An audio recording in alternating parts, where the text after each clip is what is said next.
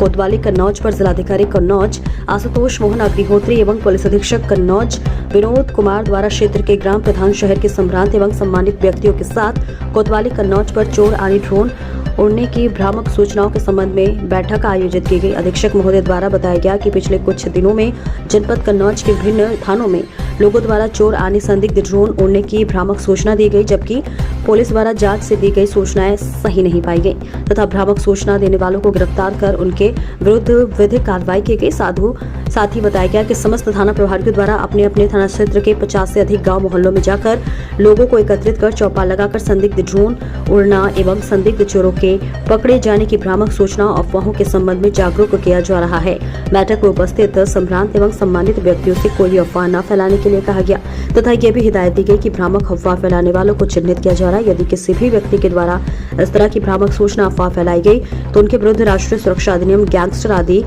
के तहत वैधानिक कार्रवाई की जाएगी। देखिए ब्यूरो रिपोर्ट।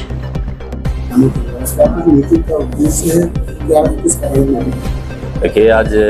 जिलाधिकारी और मेरे द्वारा यहाँ पर एक बैठक की गई है कोतवाली प्रांगण में, जिसमें गांव के प्रधानों को, जो सम्मानित लोग हैं गांव के जनप्रतिनिधि और शहर के सभी सम्रांत लोगों को, जिसमें आजकल जो जनपद में विभिन्न प्रकार की अफवाह, चोरों के आने की या ड्रोन के माध्यम से चोरी करने की, ड्रोन उड़ने की जो अफवाहें फैल रही हैं, उसकी रोकथाम किस तरह से की जाए, इसके बारे में हम लोगों ने चर्चा की। सभी गांवों में कल भी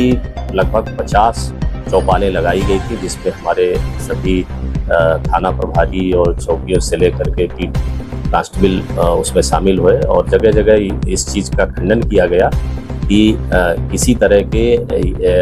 चोरी की या ड्रोन की जो बातें हैं वो सब निराधार हैं, असत्य हैं और उसको मौके पे वेरीफाई भी कराया गया। 3-4 घटनाएं ऐसी हुई जिसमें से कोई भिखारी टाइप का आदमी है, अनसाउंडेड माइंडेड कोई मिल गया रास्ते में, तो उसको पकड़ करके और उसके साथ मिसबिहेव करने की और पिटाई करने की शिकायतें आई हैं। ऐसे मामलों में हम लोगों ने 8 लोगों की गिरफ्तारी भी की है और जो अफवाहें फैल रही हैं उनको लेकर के हम लोग एक तो जागरूकता का अभियान चला रहे हैं और साथ साथ ये भी चिन्हित कर रहे हैं कि कहाँ से ये अफवाह किसने शुरू की है। कई घटनाक्रम का हमने बताया है कि ये जो जिस तरह की बातें आ रही थी तो हर जगह ये वेरीफाई किया जा रहा है और सारी घटनाएं असत्य पाई जा रही हैं। तो आपके माध्यम से ये भी कहना चाहेंगे कि इसमें अगर कोई अफवाह फैलाता है और किसी के साथ कोई घटना दुर्घटना होती है तो इसमें गैंगस्टर और रासुका जैसी कार्रवाइयाँ की जाएंगी।